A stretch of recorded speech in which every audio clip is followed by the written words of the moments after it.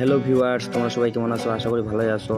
তো তোমাদের মাঝে আমি একটা নতুন ভিডিও নিয়ে চলে আসলাম। অবশ্যই তোমরা থাম্বনেল দেখে বুঝতে পেরে গেছো যে কী টপিকে আজকে ভিডিওটি হবে। তো অবশ্যই তোমাদের প্রফেশনাল একটি ইউটিউব ব্যানার তৈরি করতে হলে তোমাদের কিছু পিএনজি এবং এই পিক্সেলল্যাব অ্যাপটি প্রয়োজন হয়ে থাকবে।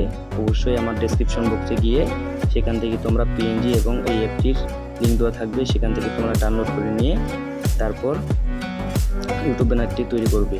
তো চলো তোমাদের দেখিয়ে দিই, তাহলে তোমরা ভিডিওটি দেখতে থাকো।